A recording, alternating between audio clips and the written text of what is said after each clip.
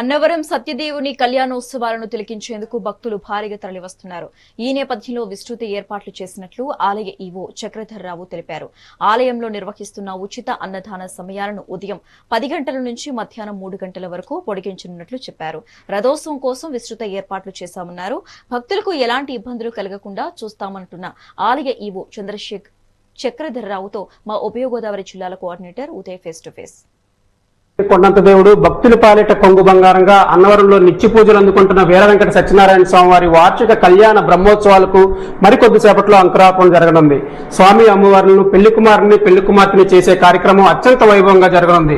రేపు జరగబోయే కళ్యాణ మహోత్సవం కోసం అధికారులు విస్తృతమైన ఏర్పాట్లు చేస్తున్నారు. ఇప్పటికే ఏర్పాట్లు పూర్తయ్యాయని చెప్తున్నారు. గత సంవత్సరం కంటే ఈ సంవత్సరం అధిక సంఖ్యలో భక్తులు హాజరయ్యే అవకాశం ఉన్నందున ఇప్పటికే అధికారులు మొత్తం కొన్ని వివిధ శాఖలతో సమీక్షా సమావేశాలు అయితే నిర్వహించారు. ఈ వారం రోజుల పాటు అన్నవరం రత్నగిరిపై ఏ కార్యక్రమాలు జరగబోతున్నాయి అనేది ఆలయ ఈవో చక్రధర్రావు ఉన్నాడు. ఆయనతో మాట్లాడదాం. సార్, ఈ సంవత్సరం మీరు కొత్తగా వచ్చారు అన్నవరం ఈవోగా, అంటే గత నుంచి మీకు విశేష అనుభవం ఉంది ఈ దేవాదాయ శాఖలో. ఈ సంవత్సరం అన్నవరం సత్యనారాయణ స్వామి వారి కళ్యాణ బ్రహ్మోత్సవాలు ఏ విధంగా జరగబోతున్నాయి, ఏమేమి ఏర్పాట్లు చేశారు? ఓం సత్యదేవాయ నమః. ఈ సంవత్సరం మరి నేను నూతనంగా ఇక్కడ పదవి బాధ్యత చేపట్టిన తర్వాత ప్రప్రథమ కళ్యాణం. ఈ కళ్యాణం అంగరంగ వైభవంగా భక్తుల యొక్క మనస్సులో చాలా బలంగా చాలా అద్భుతంగా స్వామివారి యొక్క కళ్యాణ మహోత్సవం తిలకించామనే భావన ఉండాలనే దృష్టితోటి లాస్ట్ ఇయర్ కంటే కూడా భిన్నంగా మరి అంగరంగ వైభవంగా అన్ని రంగాల్లోనూ ఫ్లవర్ డెకరేషన్ అవనివ్వండి, విద్యుత్ అలంకరణ అవనివ్వండి, కల్చరల్ ప్రోగ్రామ్స్ అవనివ్వండి, అలాగే భోజన సమయాల్లో కానివ్వండి, ఇవన్నిటిలోనూ కూడా ప్రత్యేకమైన శ్రద్ధ కనపరిచి ప్రత్యేకమైన డ్యూటీస్ అలాట్ చేయడం జరిగింది. తప్పనిసరిగా భక్తులే మీ ద్వారా భక్తులందరూ విజ్ఞప్తి చేసింది ఏంటంటే ఫీడ్బ్యాక్ భక్తుల వస్తుగా కోరుతున్నాం. ఖచ్చితంగా లాస్ట్ ఇయర్ కంటే భిన్నంగా ఉంటుంది. చాలా అద్భుతంగా అందంగా చేయటం జరుగుతుంది. ఈ రోజున మరి 4 గంటలకు సుమారుగా పెళ్ళికొడుకుని చేయటం, పెళ్ళికూతురుని చేయటం స్వామివారిని. తదనంతరం ఇలా అంకురార్పణ జరిగిన తర్వాత రేపు ధ్వజారోహణ, రేపు సాయంకాలం స్వామివార్ల అమ్మవార్ల యొక్క దివ్య కళ్యాణ మహోత్సవం రాత్రి 9:30 నుంచి ప్రారంభమవుతుంది. ఈ యొక్క కార్యక్రమం కూడా ఆద్యంతం భక్తులు తిలకించడానికి వీలుగా అన్ని రకాలైన మ్యాట్స్ కానీ అవి కానీ విఐపి గ్యాలరీస్ కానీ సామాన్యులు కూడా విజిబిలిటీ ఉండేలాగా ఎల్ఈడి స్క్రీన్స్ కానీ ఆ స్క్రీన్స్ సంఖ్య కూడా పెంచడం జరిగింది. మరి ఇవన్నీ ఏర్పాటు చేసాం. రేపు ఈ యొక్క కార్యక్రమం అయిపోయిన అనంతరం మరలా ఎల్లుండ మరి ఏదైతే బలిహరణ ఇత్యాది పూజా కార్యక్రమాలతో పాటు గ్రామ సేవలు, తర్వాత తదనంతరం రావణ వాహనం, తదనంతరం రథోత్సవం, తదనంతరం శ్రీచక్ర స్నానం ఈ యొక్క కార్యక్రమంతో మరి పాంచానికంగా స్వామివారి యొక్క దివ్య కళ్యాణ మహోత్సవాలు పూర్తవుతాయి. మరి వార్షికంగా వచ్చే రోజు ప్రకారం మరుసటి రోజు స్వామివారికి అమ్మవారికి కూడా శ్రీ పుష్పయోగోత్సవం కార్యక్రమం జరుగుతుంది.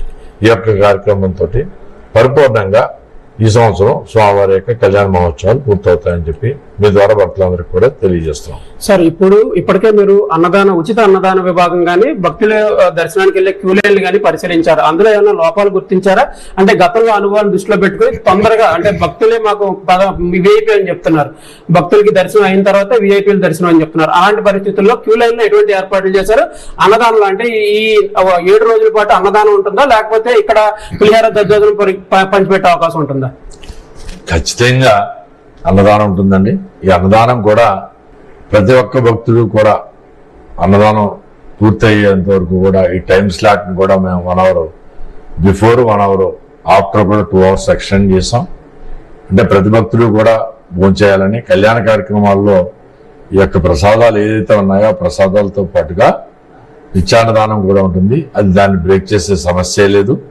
ఖచ్చితంగా 365 రోజులు కూడా సామాన్య భక్తులకి అలాగే స్వామివారి భక్తులకి అందరికీ కూడా అక్కడ అన్నదానం జరుగుతుంది.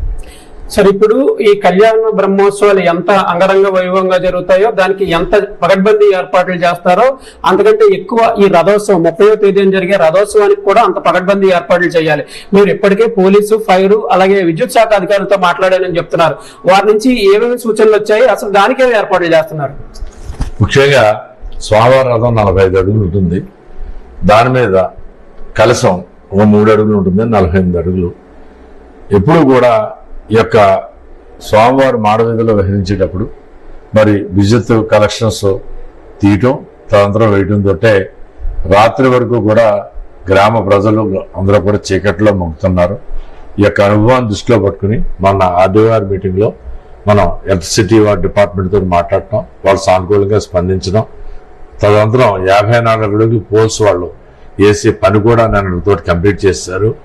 ఈ రోజున ఫార్మల్గా 1 or 2 hours మాత్రమే రథం వెళ్ళే చోట ప్రికాషనరీగా ఉండడం కోసం మాత్రమే కరెంట్ కట్ చేసి మళ్ళా రథం ఈ పక్క నుంచి ఆ చివరికి వెళ్ళేటప్పటికి మళ్ళీ ఈ పక్కన వెంటనే రథం తిరిగిన వెంటనే ఆయా ఏరియాలకి కరెంట్ ఇవ్వడానికి విద్యుత్ శాఖ వారితో మనం కోయిన్సైడ్ అయ్యి అన్ని ఏర్పాట్లు చేసాం.